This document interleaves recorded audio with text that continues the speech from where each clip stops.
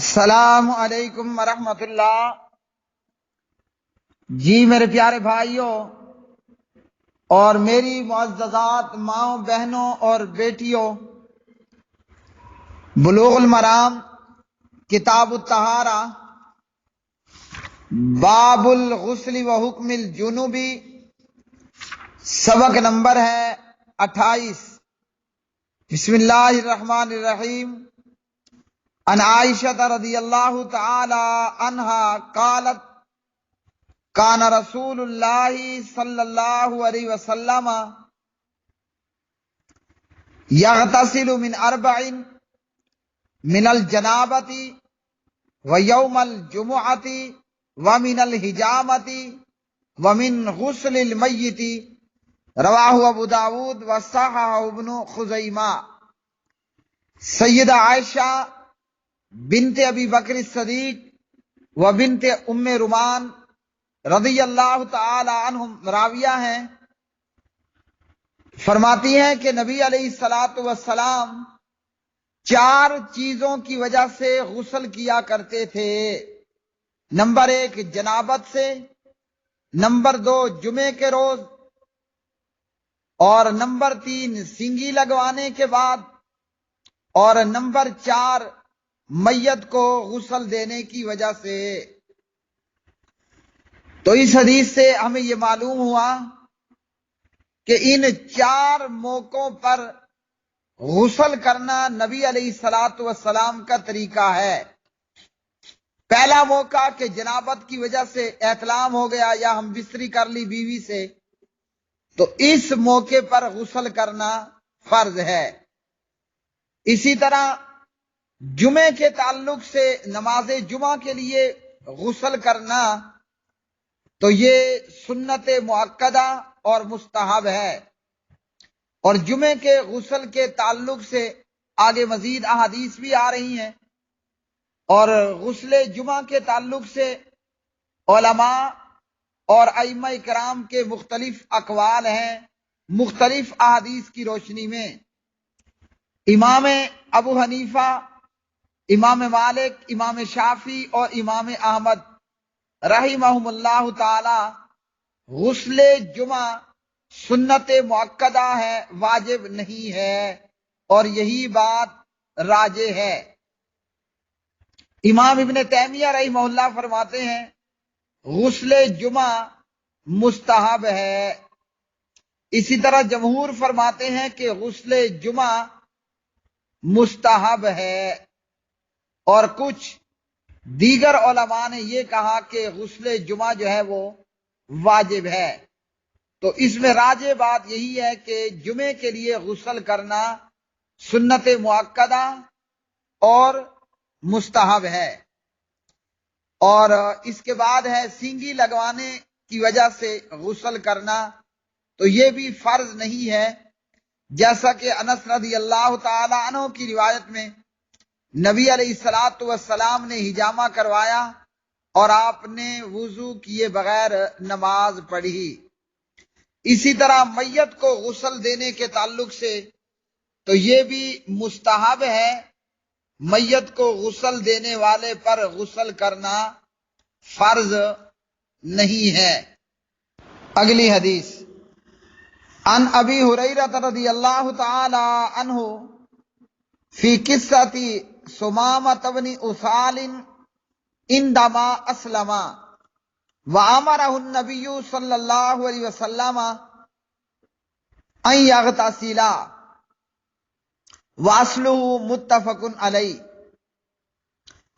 حضرت ابو ہریرہ رضی اللہ تعالی عنہ راوی ہیں، بیان کرتے ہیں ثمامہ بن اسال رضی اللہ تعالی عنہ کے قصے کے متعلق مروی روایت میں کہ جب ثمامہ بن اسال نے کلمہ پڑھ کر اسلام قبول کر لیا تو نبی علیہ الصلاۃ والسلام نے ثمامہ کو حکم دیا کہ غسل کرو۔ رواہ عبد الرزاق، اسے عبد الرزاق نے روایت کیا اور اس کی اصل بخاری مسلم میں ہے۔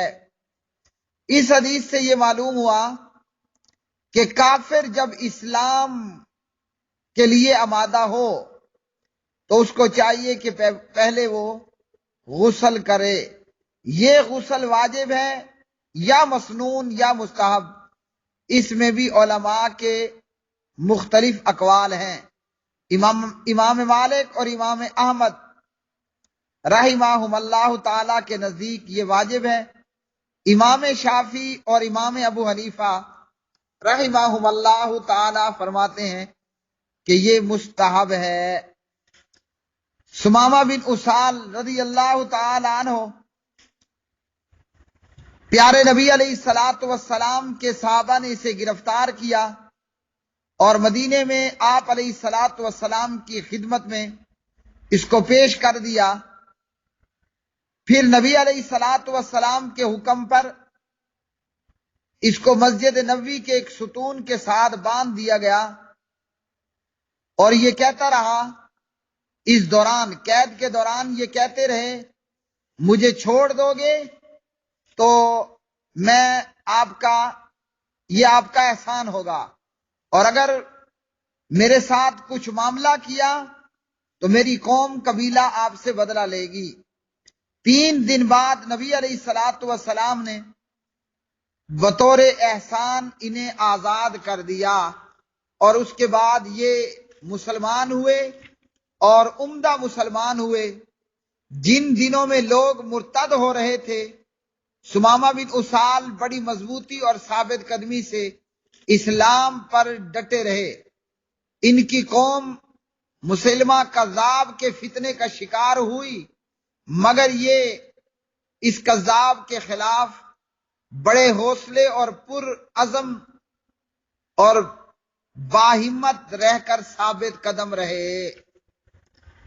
تو یہاں اس حدیث سے ہمیں یہ معلوم ہوا کہ کافر جب اسلام کے لیے آمادہ ہو جائے، کلمہ پڑھے، کلمہ پڑھنا چاہے پڑھ لے، تو چاہیے کہ وہ غسل کرے، چاہیے کہ وہ غسل کر لے۔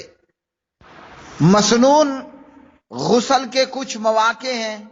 جمعے کے لیے غسل، عیدین کے لیے غسل، میت کو غسل دینے والے کے لیے غسل، احرام کے لیے غسل، مکہ مکرمہ میں داخل ہونے کے لیے غسل، مستحاضہ عورت کا غسل، بے ہوشی سے ہوش میں آنے پر غسل، مشرک کو دفن دینے پر غسل، وغیرہ وغیرہ۔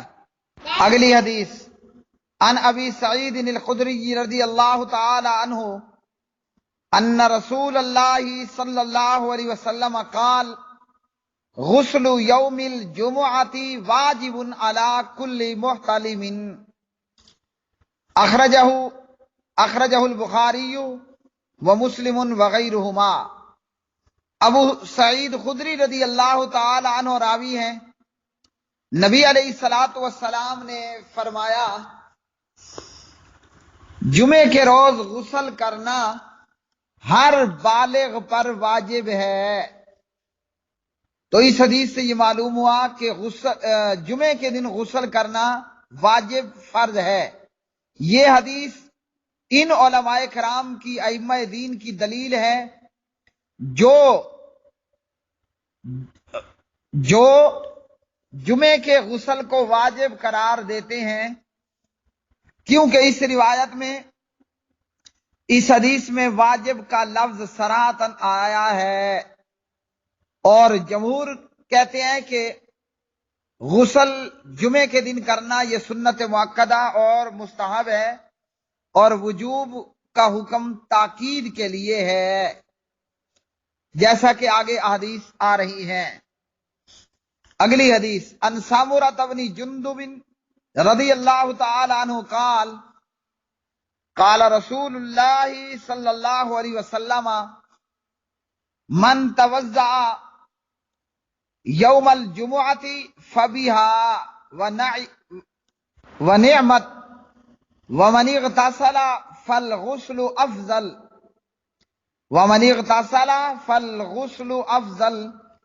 اخرجہ ابو داود والترمذی وغیرہما۔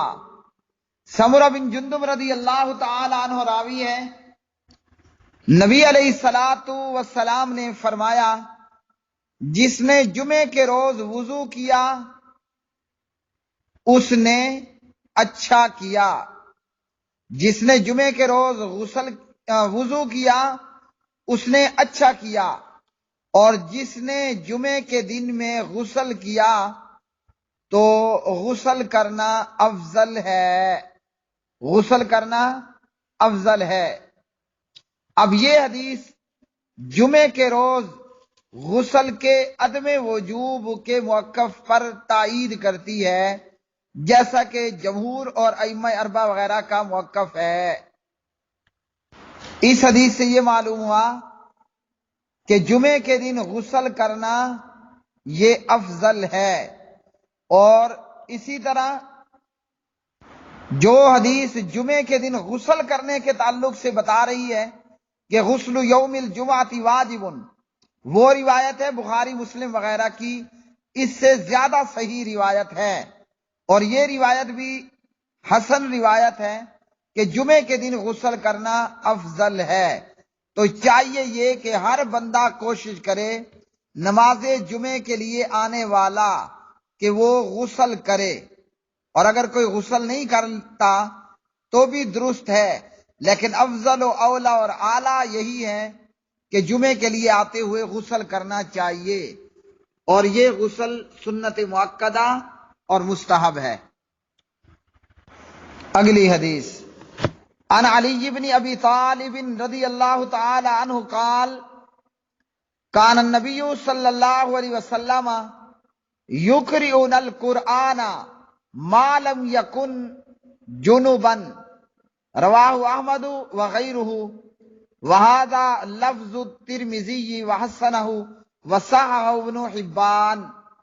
حضرت علی رضی اللہ تعالی عنہ راوی ہیں، فرماتے ہیں نبی صلی اللہ علیہ وسلم حالت جنابت کے علاوہ ہر حالت میں ہمیں قرآن مجید پڑھا دیا کرتے تھے۔ اس حدیث سے یہ معلوم ہوا کہ جنبی مرد کو غسل کیے بغیر قرآن پاک کی تلاوت نہیں کرنی چاہیے، اور اسی طرح امام ابو یعلا نے حضرت علی رضی اللہ عنہ سے بیان کیا کہ میں نے نبی صلی اللہ علیہ وسلم کو دیکھا، آپ نے پہلے وضو کیا اور پھر بعد میں قرآن مجید پڑھا، اور فرمایا جس کو جنابت لاحق نہ ہو اس کے لیے مناسب طریقہ یہ ہے کہ وضو کر کے قرآن مجید کی تلاوت کرے اور جنبی نہ پڑھے، جنبی تلاوت نہ کرے۔ مسند ابی یعلا حضرت علی رضی اللہ تعالی عنہ کی یہ مسند احمد کی روایت سندن حسن ہے۔ اب دیگر کچھ علماء کا یہ کہنا ہے کہ جنابت اور حیض کی حالت میں بھی تلاوت قرآن مجید سمیت اللہ کا ذکر کرنے کی اجازت ہے۔ جو علماء یہ فرماتے ہیں کہ جنابت اور حیض کی حالت میں تلاوت قرآن پاک اور ذکر اللہ کرنے کی اجازت ہے، ان کے نزدیک حضرت علی کی مسند احمد کی یہ روایت درجہ صحت کو نہیں پہنچتی۔ جو علماء فرماتے ہیں کہ جنابت اور حیض میں بھی تلاوت کی جا سکتی ہے، جیسا کہ امام بخاری علیہ رحمہ وغیرہ، امام بخاری رحمہ اللہ صحیح بخاری کتاب الحیض باب تقضی الحائض، اس باب کے اندر اقوال لائے صحابہ اور ائمہ کے، اور حضرت عائشہ کی روایت بھی لائے۔ تو کچھ علماء کا کہنا ہے کہ ہر حال میں تلاوت کی جا سکتی ہے، ذکر اللہ کیا جا سکتا ہے۔ ان میں سے کچھ کے دلائل صحیح بخاری کتاب الحیض باب تقضی الحائض میں موجود ہیں، جو کہ میں یہاں ان اسباق میں بھی بیان کر چکا ہوں اور سوالوں کے جوابات میں بھی۔ تو اولا اور اعلیٰ اور افضل یہی ہے کہ باوضو تلاوت قرآن پاک کی جائے۔ اور جہاں تک معاملہ ہے جنبی کا، تو ابن باز رحمہ اللہ فرماتے ہیں، جیسے اس روایت میں بھی ہے، کہ جنبی کو چاہیے کہ پہلے وہ غسل کر لے پھر تلاوت قرآن پاک کرے، اور جہاں تک حیض والی خاتون کا تعلق ہے تو وہ تلاوت کر سکتی ہے۔ وہ تلاوت قرآن مجید کر سکتی ہے، جیسے میں پہلے عرض کر چکا، بتا چکا ہوں۔ للبنات کے مدارس میں پڑھانے والی اساتذہ اور طالبات وہ حیض کے دنوں میں بھی پڑھا سکتی ہیں، قرآن مجید پڑھ سکتی ہیں۔ قرآن مجید کو ہاتھ لگانے کی بجائے دوپٹہ، قلم، پین کا استعمال کیا جائے ورق الٹنے کے لیے۔ اسی طرح اگر قرآن مجید موبائل میں PDF کی صورت میں موجود ہے تو بھی موبائل سے تلاوت کر سکتی ہیں۔ جمعے کے دن سورہ کہف پڑھنے والی خواتین وہ بھی تلاوت سورہ کہف حالت حیض میں بھی جمعے کو جاری رکھیں۔ افضل و اولا اور اعلیٰ یہی ہے کہ باوضو اور غسل کی حالت میں ہی تلاوت کی جائے۔ جنبی کے لیے چونکہ رکاوٹ نہیں ہوتی، وہ پہلے غسل کرے پھر تلاوت قرآن پاک کرے، اور حائضہ چونکہ پابند ہوتی ہے 5-7 دنوں تک تو وہ تلاوت کر سکتی ہے۔ بہرحال علماء کے اس تعلق سے مختلف اقوال ہیں، جیسے یہ بیان ہو چکے، اور یہ بات متفق علیہ ہے کہ افضل و اولا اور اعلیٰ یہی ہے کہ بندہ باوضو ہو اور تلاوت قرآن پاک کرے۔ میرے پیارے بھائیوں، بلوغ المرام کتاب الطہارہ باب الغسل و حکم الجنب، یہ سبق نمبر تھا 28۔ آج کے سبق میں جو ہم نے پڑھا وہ یہ کہ جمعے کے دن غسل کرنا چاہیے، جنابت پر تو غسل کرنا ہے ہی فرض، اور میت کو غسل دینے پر بھی جو ہے غسل کرنے والے پر خود غسل کرنا جو ہے وہ مستحب ہے، اور جو مسلمان ہو تو اس کو بھی چاہیے کہ وہ غسل کرے، اور چاہیے کہ غسل جمعے کے دن بھی کرے۔ اور اسی طرح قرآن مجید پڑھتے وقت، پڑھاتے وقت افضل یہی ہے کہ باوضو ہو کر تلاوت کریں۔ اللہ سبحانہ و تعالی اس عظیم اور بہترین کام کو خالصتاً اپنی ذات کے لیے اخلاص کے ساتھ کرنے کی توفیق عطا فرمائے، اور اللہ وحدہ لا شریک اس بدلے میری اللہ رب رحمان سے دعا ہے کہ اللہ مجھ سمیت میرے سننے والے تمام بھائیوں، میرے ان تقریباً 15-16 گروپس میں موجود تمام گروپ ممبرز، اور ان گروپ ممبرز کے اندر ایڈمن اور ممبرز میں میری بہنیں اور میرے بھائی، اللہ ان تمام کی اس دنیا کو بھی مجھ سمیت سرسبز و شاداب بنائے، اور ہماری قبر و آخرت کو بھی اللہ سبحانہ و تعالی سرسبز و شاداب بنائے۔ وما علینا الا البلاغ المبین۔